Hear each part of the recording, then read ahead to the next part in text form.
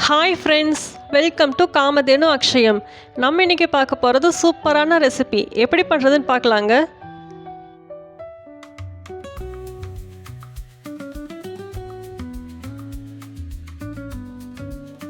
நான் இன்றைக்கி சுண்டைக்காய் 100 கிராம் அளவுக்கு எடுத்திருக்கேன். இது பச்சை சுண்டைக்காய். இந்த சுண்டைக்காயில் அதிக அளவில் இரும்புச்சத்து இருக்குது. நம்ம இந்த சுண்டைக்காவை அடிக்கடி சாப்பாட்டில் சேர்த்திக்கிறதுனால நம்மளுக்கு இரும்புச்சத்து கம்மியாக இருந்தால் கூட இது சரியாயிரும். இந்த சுண்டைக்காவை நம்ம சமைச்சு சாப்பிட்றதுனால நம்ம வயிற்றில் இருக்கிற புண்ணும் சரியாயிரும். நம்ம வயிற்றில் சின்ன சின்ன கிருமி இருந்துச்சுனால அதுவும் சரியாயிரும். இதை எப்படி சமைக்கிறது நம்ம இப்போ பார்க்கலாம். இதை 2-3 தடவை நல்லா கழுவி எடுத்திருக்கேன். இந்த சுண்டைக்காவை 2 கட் பண்ணியும் செய்யலாம். அது இல்லாமல் இது மாதிரி இடிக்கல்ல வச்சு நம்ம இடிச்சும் செய்யலாம். இந்த இடிக்கல்லில் 4-5 போல் சுண்டைக்காவை சேர்த்து நல்லா இடிச்சுக்கலாம். இந்த அளவுக்கு எடுத்தால் போதும். சுண்டைக்காய் பார்த்திங்கன்னா 2 உடையணும். சுண்டைக்காய்க்குள்ளே நிறைய விதை இருக்கும். அதில் ஒரு 50% வெளியில் வந்துடணும். அதுக்காக தான் இடிக்கிறது. நம்ம இது 2 கட் பண்ணியும் எடுத்துக்கலாம். நம்ம ஒவ்வொரு சுண்டைக்காவை எடுத்து கட் பண்ணுறதுக்கு ரொம்ப நேரம் ஆகும் இல்லையா, அதனால இடிக்கல்ல வச்சு நம்ம இடித்து எடுத்துக்கலாம். அப்போ ஈஸியாகவே இருக்கும். இது மாதிரி நல்லா உடையணும். இது மாதிரி நல்லா உடச்சி எடுத்துக்கணும். அப்போ தான் அதுக்குள்ளே இருக்கிற விதை நல்லா வெளியில் வரும். நம்ம இது மாதிரி தட்டி வச்சுருக்கிற சுண்டைக்காயை ஒரு பாத்திரத்தில் தண்ணி வச்சு அதுக்குள்ளே சேர்த்துக்கலாம். தண்ணியில் போட்டால் தான் கருக்காது, இல்லைன்னா கருக்க ஆரம்பிச்சிடும். அதுக்காக தான் நம்ம 2 தட்டிட்டு தண்ணியில் போடும்போது பாதி விதை வெளியில் வந்துடும். இதில் நிறைய விதை இருக்கும். அதனால தான் இப்படி தட்டிட்டு எடுத்துக்கலாம். பூரா விதையோடு சாப்பிடும்போது கொஞ்சம் கசப்படிக்கிற மாதிரியும் இருக்கும். அதுக்காக தான்.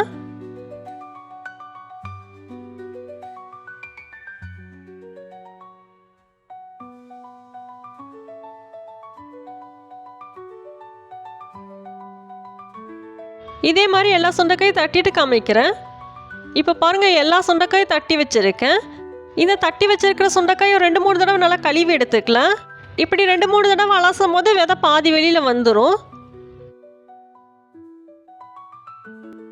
தண்ணியை வடித்து எடுக்காமல் இது மாதிரி வேற ஒரு பாத்திரத்துக்கு சுண்டைக்காயை மாற்றிக்கலாம். இப்படி கழுவும் போது க்ளீனாக இருக்கும். அந்த தண்ணி பாருங்கள் எந்த அளவுக்கு கருப்பாக இருக்குன்னு.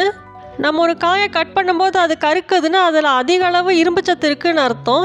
நம்ம சுண்டைக்காயிலும் அதிக அளவில் இரும்புச்சத்து இருக்குது. அதனால தண்ணியும் கருப்பாயிருச்சு.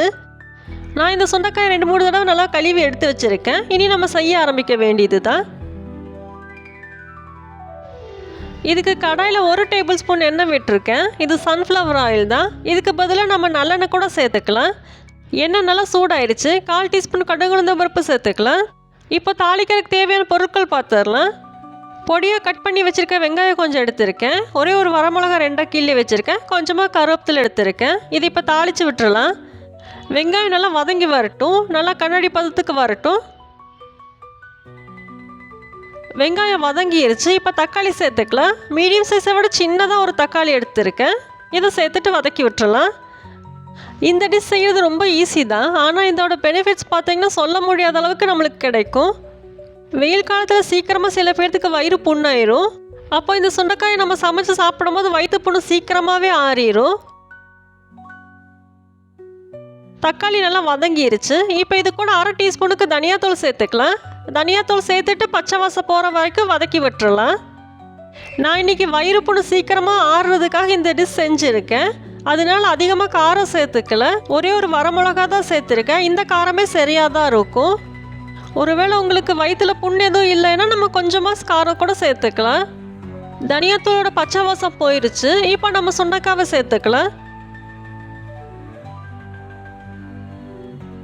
சுண்டைக்காவை சேர்த்துட்டு 1 நிமிஷத்துக்கு நல்லா எண்ணெயில் வதக்கி விட்டுறலாம். இந்த பச்சை சுண்டைக்காய் பார்த்திங்கன்னா நம்மளுக்கு எப்பவுமே கிடைக்காது. ஒவ்வொரு சீசனுக்கு தான் கிடைக்கும். நம்மளுக்கு இது மாதிரி ஃப்ரெஷ்ஷாக கிடைக்கும் போது இப்படி செஞ்சு சாப்பிட்டுக்கலாம். நிறைய கிடைக்கும் போது நம்ம இதை வத்தலும் போட்டு வச்சுக்கலாம். இப்போ இது கூட கொஞ்சமாக மஞ்சத்தூள் சேர்த்துக்கலாம். கொஞ்சமாக போதும், இல்லைன்னா மஞ்சள் கலரில் ஆயிரும்.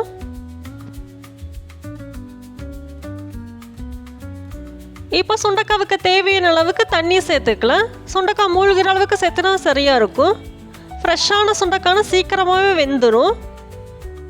இப்போ சுண்டைக்காவுக்கு தேவையான அளவுக்கு உப்பு சேர்த்துக்கலாம். நான் இன்றைக்கி கல்லுப்பு தான் சேர்த்துருக்கேன். உப்பு சேர்த்துட்டு நல்லா கலந்து விட்டுறலாம்.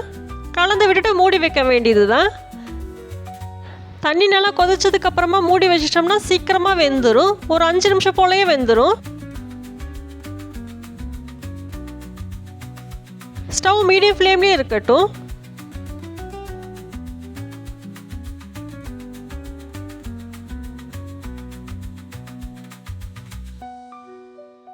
இப்போ ஒரு 5 நிமிஷத்துக்கு மேலேயே இருக்கும். பார்க்கலாம் காய் எந்த அளவுக்கு வெந்திருக்குன்னு.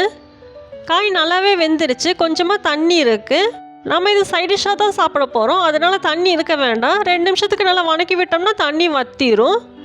இப்போ இது கூட கொஞ்சமாக தேங்காய் பூ சேர்த்துக்கலாம். தேங்காய் பூ சேர்க்கும் போது வயிற்றில் இருக்கிற புண்ணு சீக்கிரமாகவே ஆறிடும். கொஞ்சமாக சேர்த்துனா போதும். இந்த அளவுக்கு தேங்காய் பூவை சேர்த்துட்டு ஒரு 2 நிமிஷத்துக்கு நல்லா வணக்கி விட்டுறலாம். இப்போ தண்ணியும் வற்றிடும். அதே சமயம் தேங்காய் பூவும் நல்லா வெந்துடும். இந்த சுண்டக்காய் வறுவல் பார்த்திங்கன்னா எல்லா சாப்பாட்டுக்குமே சைட் டிஷ்ஷாக நல்லாயிருக்கும். வெறும் ரசத்துக்கு கூட நம்ம சைட் டிஷ்ஷாக வச்சு சாப்பிட்லாம். டேஸ்ட்டாக இருக்கும்.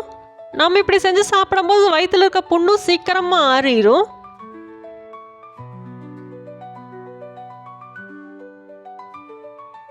பாருங்கள் தண்ணியும் ஃபுல்லாக வற்றிருச்சு. போதும், ஸ்டவ் ஆஃப் பண்ணிடலாம். நம்ம இதோட விதையெல்லாம் க்ளீனாக எடுத்துகிட்டு சமைக்கும் போது கசப்பும் அடிக்காது. காய் நல்லாவே வெந்துருச்சு. போதும், ஸ்டவ் ஆஃப் பண்ணிடலாம்.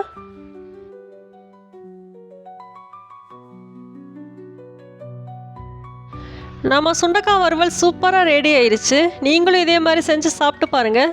வீடியோ பிடிச்சிருந்தா லைக் பண்ணுங்கள். காமதேனு அக்ஷயத்துக்கு சப்ஸ்கிரைப் பண்ணுங்கள். தேங்க்ஸ் ஃபார் வாட்சிங்.